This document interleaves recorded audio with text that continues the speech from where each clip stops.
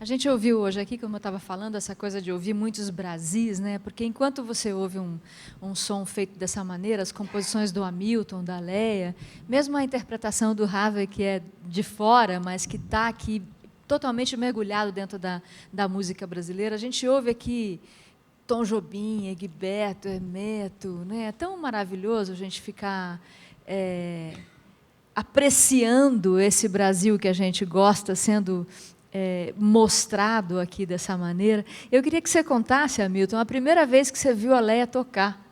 Olha, a Leia, ela começou estudando na nossa escola de música, o clã.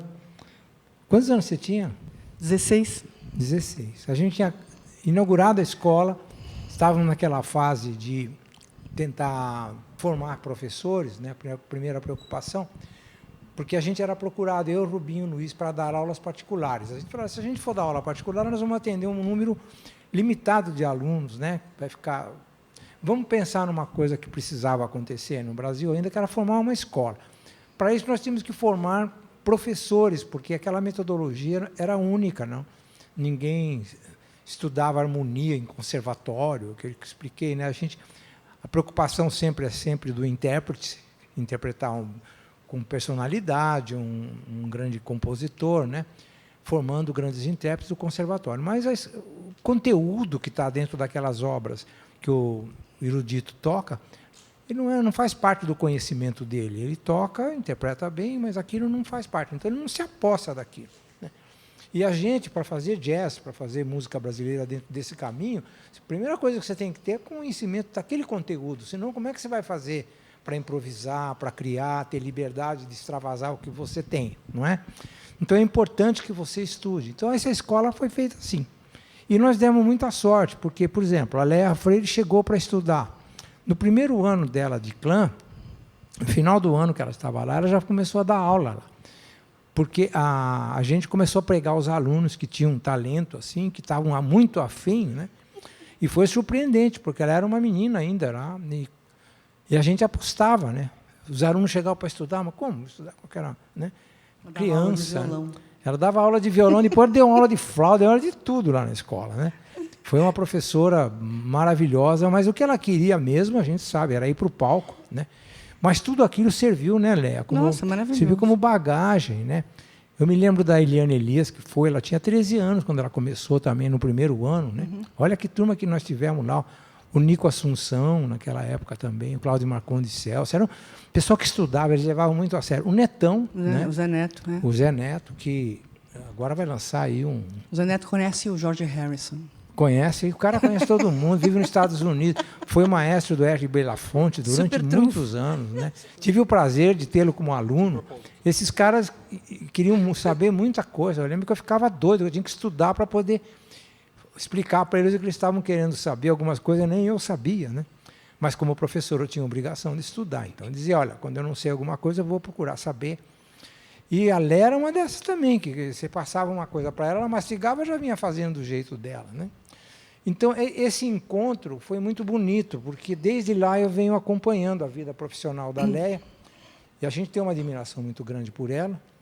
E um dia eu tive o prazer de gravar um CD, né, só com composições da Léa, que a Hamilton Godoy interpreta a Léa Freire.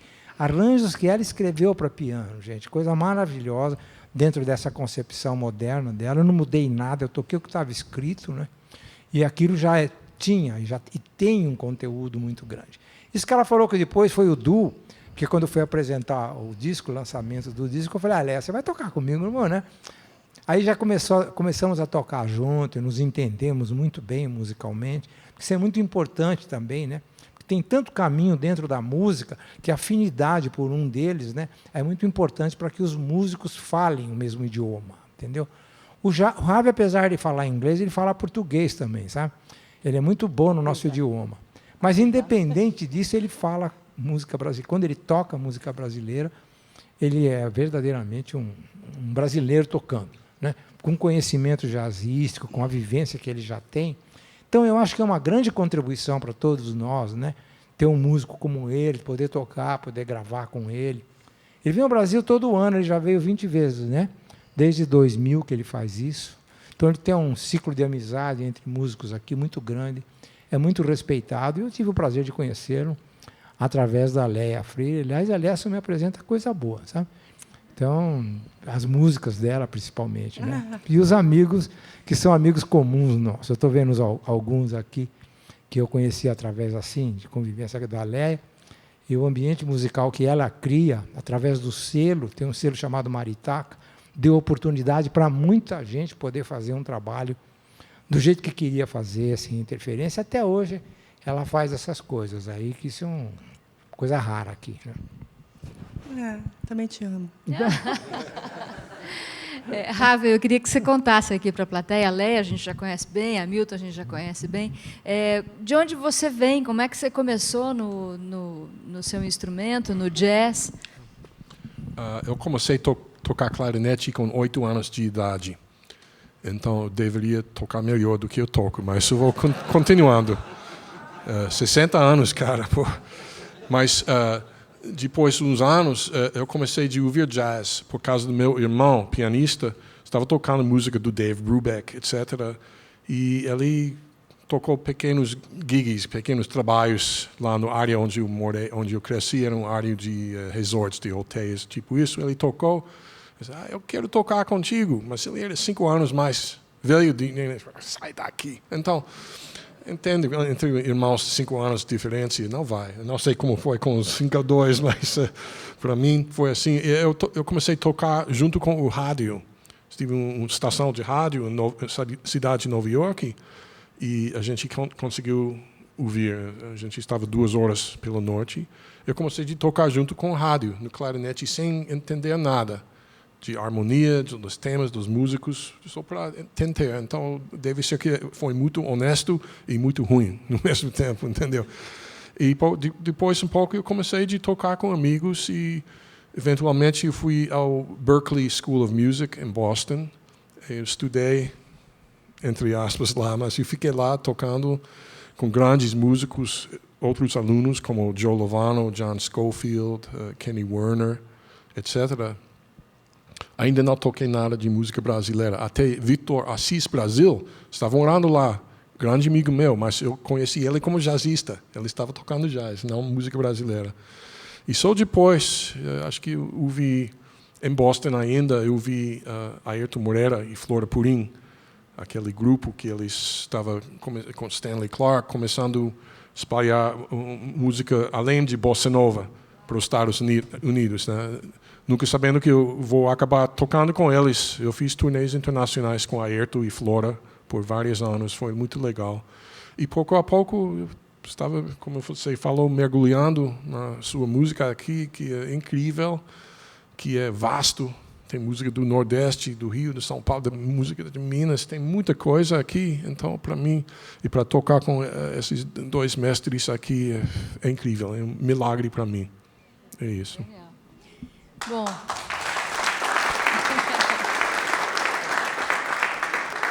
Falando em Nordeste, o Laércio aqui da plateia pergunta a você, Léia, se você já tocou na terra de Zé Dantas, Carnaíba.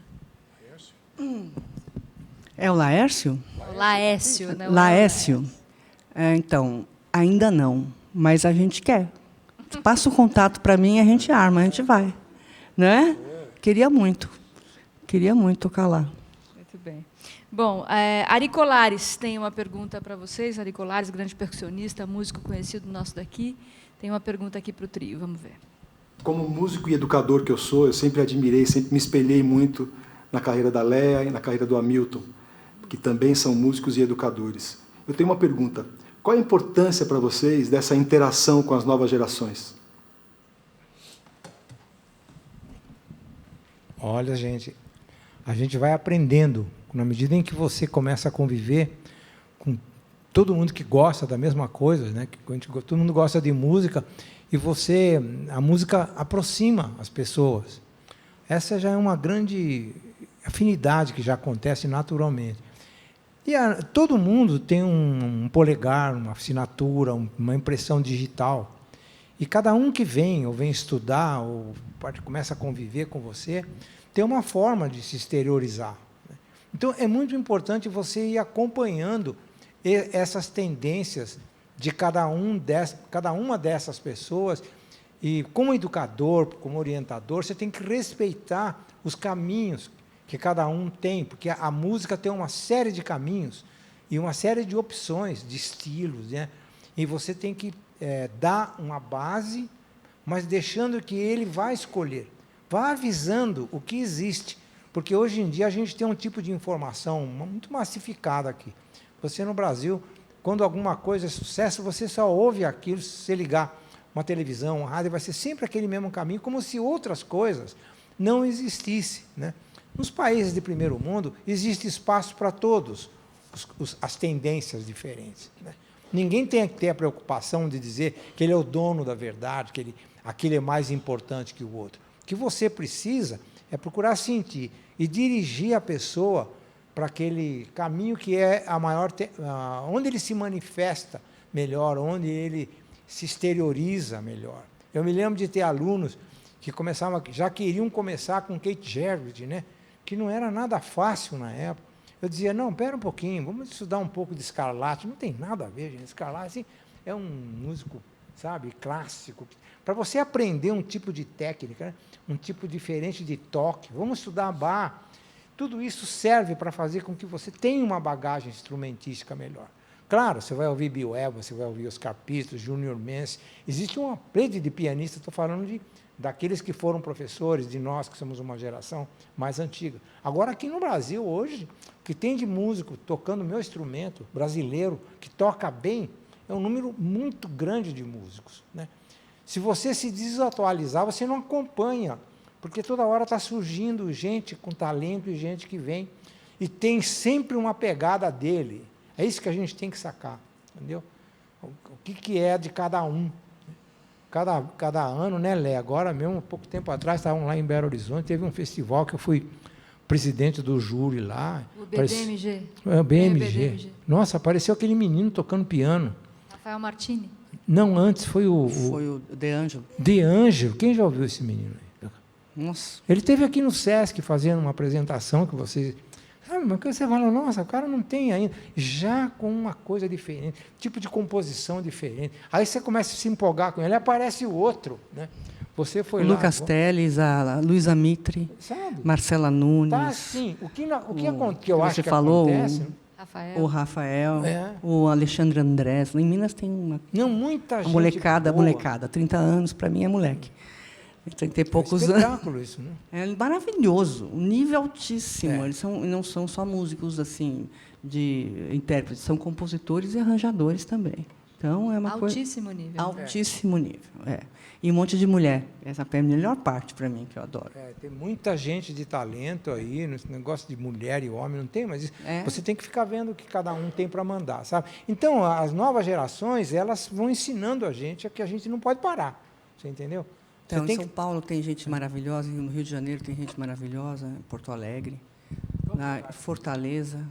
Eu estive lá em Fortaleza, indo fazer tutoria lá, e tem gente quebrando tudo, em tudo quanto é lugar. Eu fico meio dividida, porque o pessoal fala, é tão difícil, tal, mas tem tanta gente fazendo tanta coisa boa em tanto lugar, que você fala assim, poxa, por que será tão difícil assim? Sei lá, entendeu? É verdade. Da verdade, tem muita gente boa fazendo muita coisa boa em muitos lugares. Não há dúvida. É que a gente não tem aonde desaguar essa produção toda, essa que é a verdade, né? Você fazer música hoje não é que seja mais fácil fazer assim, né? Estou dizendo assim, você gravar um disco, você ter acesso a repertório, é mais fácil do que já foi. Muito. Então, eu acho que isso deu uma facilitada e deu uma abertura para a criatividade, de certa maneira, e acho também, estou palpitando, claro, mas é que essa coisa de não termos mais uma indústria fonográfica tão forte, dá mais liberdade ainda para a criação.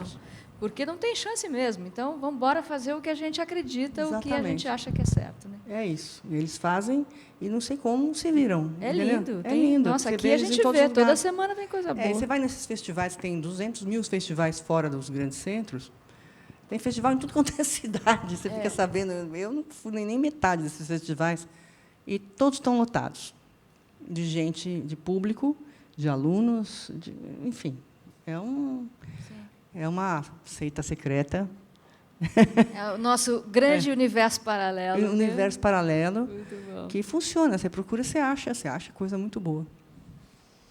Era uma pergunta que eu ia fazer também. O Roberto pede para que vocês digam quais os compositores da nova geração de música instrumental brasileira que vocês gostam. Já falamos aqui um tanto. Carol Panese, não falei no Felipe Sena. Uma turma gigante. Não falei no Pichu Borrelli, que está aí também, que eu já sei. Entendeu? São grandes compositores. Nossa, o Guilherme Vergueiro compõe coisas maravilhosas. Não sei se ainda compõe, mas compunha.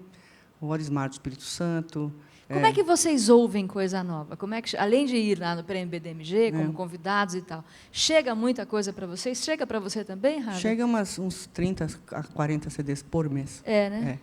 E também, nossos gringos que estão interessados em música brasileira, a gente vai para o YouTube, até comprar, eu compro de vez em quando pela internet, faz um download, ou compra agora já, antes do nosso concerto, eu estava lá na loja de discos, aqui no Sesc. Comprei 4 discos. O Fábio Peron. Outro compositor também. Grande bandolinista. Então, a gente está de olho, entendeu? Salomão Soares, o pianista. Genial. Eu vou ficar falando nomes aqui até amanhã. Tem o povo todo do choro, o Jean Correia. Tem gente que não acaba mais. Pergunta para a Leia. Lili, aqui da plateia. Você foi uma das mulheres instrumentistas e compositoras da sua geração que chegou e conseguiu destaque. Como é que você vê hoje as mulheres da música? Com uma alegria infinita, porque você ficar no Clube do Bolinha e ter que ouvir conversa de futebol o resto da sua vida, entendeu? Então, aparecerem mulheres que falam de assuntos de mulheres, é super bem-vindo. Fora que elas vêm com uma força especial, né? Porque estão atravessando fronteiras que ainda existem, né? Para a mulher música, que agora a Flip de Paraty resolveu que nós somos músicas. Chique. Então, na condição de música, que eu sou, e que elas são também, são muito bem-vindas, eu adoro todas elas. E dou maior força para a mulherada tocar, improvisar, quebrar tudo. Muito bem.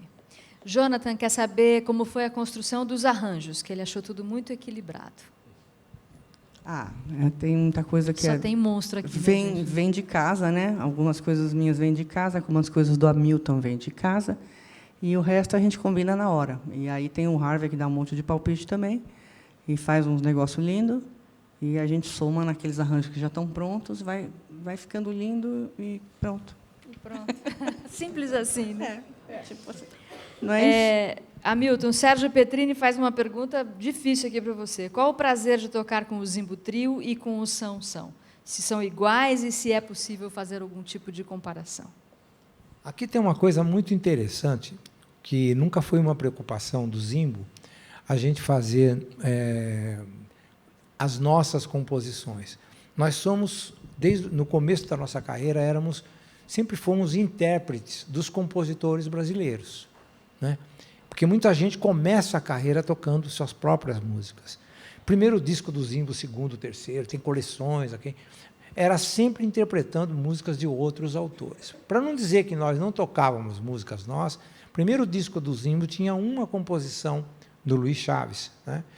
No segundo, acho que tinha uma música minha, uma. O terceiro não tinha música nossa, o quarto não tinha. Era música de compositores muito bons que estavam surgindo na época, né? Aquela geração toda, que até hoje ainda está aí, surgiu naquela década, 64, 65. Quando foi 65, 66, o Fino da Bossa projetou muita gente boa, então tinha um material musical de qualidade, e nós não tínhamos isso, né? A primeira grande diferença do Sansão, para mim, é que eu vou para o palco para tocar minhas músicas. Vou para o palco para tocar músicas da Léa Freire, que são músicas nossas. Então, nós hoje não tocamos nada que não fosse nossas composições. Então, isso, para mim, é muito gratificante, porque eu comecei a minha carreira de compositor praticamente há 3 anos atrás, quando eu fiz, né? Depois de 49 anos, para vocês terem uma ideia, tocando no Zimbo, né? O Zimbo teve 3 formações nesse período. O Luiz Chaves saiu depois de 37 anos, ficou doente, né? O Itamar Colasso, não sei se vocês conhecem, foi o contrabaixista que ficou conosco. O Rubinho depois ficou doente, foi tocando menos. O Pércio Sápio foi para o lugar, o Marinho, né? Tudo isso foi aquela formação, piano, baixo, bateria. Esse tipo de música que a gente faz é uma outra sensibilidade, é diferente. Porque a pulsação está dentro da gente, aquilo que o Harvey falou, a Leia. A gente está com a música dentro, né? Não precisa do baixo, não precisa da bateria, né? A gente tenta passar e se sentir tão à vontade como se tivéssemos uma sessão rítmica. Porque todo mundo aqui já tem uma boa vivência. Tocar assim é legal, fica tudo meio no ar, sabe? De vez em quando você nem sabe direito como é que vão ser os improvisos, que clima que vai pintar. Então, é diferente. Para mim, é uma outra atmosfera. Entendeu? Não penso que é melhor, não é questão de ser melhor e não ser. Entendeu? Eu tinha muito prazer, eu sempre tive de tocar com o Zimbo Trio, né? Agora, o ano passado, ou esse ano, eu lancei um disco até chamado Tributo ao Zimbo Trio, convidei o Edu Ribeiro e o Cidiel, né? Que achei que estava na hora da gente fazer alguma coisa pelo Zimbo, porque os caras vão contar a história da música brasileira aí e começam e não citam o Zimbo. Fizeram um programa especial do Fino da Bossa, ninguém falou do Zimbo, sabe? Ele não pode. E aí o cara do Estadão, ele falou, isso é um erro histórico. Da Folha também não pode acontecer isso. Mesmo que você não goste de mim, não gosta do trio, você tem a obrigação de falar. O Fino da Bossa era um programa em cima de Zimbo, Elis e Jair, né? Era para ser Simonal, não foi. Foi o Elis. E o programa teve uma importância muito grande na nossa história. Aí eu estou assistindo lá, ficaram 4 horas no clã fazendo entrevista comigo para contar a história. Aí não puseram um depoimento, mas nem citaram. Aí eu mandei um e-mail para o produtor do programa, diretor, não tive resposta. Como que vocês fazem isso? Não pode fazer isso, entendeu? Aí falaram assim, escreve um livro, pelo menos fica documentado. Não é verdade? Você não pode. Se você se propõe a fazer alguma coisa, presta atenção, toma cuidado, que é um desrespeito com a nossa história, eu acho. Você entendeu? Então, eu fiz esse disco mais por isso, e poder dizer isso. O dia que eu lancei lá no Itaú Cultural, né, eu pude falar isso, fiquei tão feliz de poder falar isso, sabe? Isso aqui eu fiz por causa disso. Ó. Lançamos o disco. Pronto, é uma história que precisa ser contada verdadeiramente.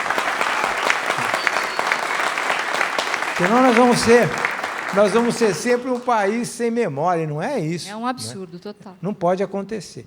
Ainda bem que tem pessoas como você, que é esclarecida, tudo isso, e não tem nenhum compromisso de falar a verdade. Né? Ué? Tem medo da verdade? Por quê? Né, Patrícia? Não pode.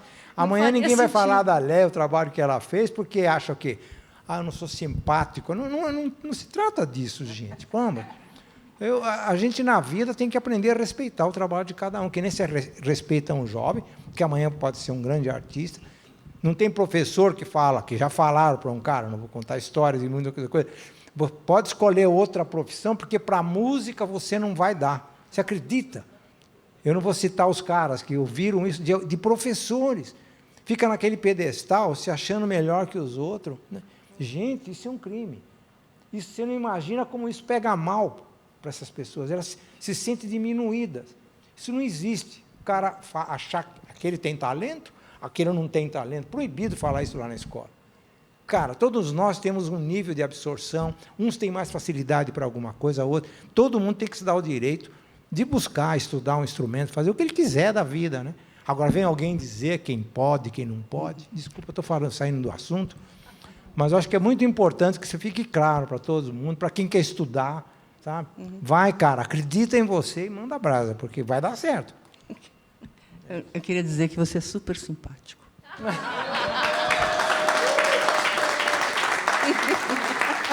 Você viu o Harvey lá, com 5 anos, querendo tocar clarinete com o irmão dele? E o irmão dele falou, não quero, né? Como é que vai falar um negócio desse? Aí o cara é esse músico que vocês estão vendo tocar aqui hoje. Né? Graças a Deus que ele não se impressionou com isso e foi lá tocar com o rádio, tocar com quem queria tocar com ele, não toco sozinho. Né? Eu acho isso o mais importante na vida. Né?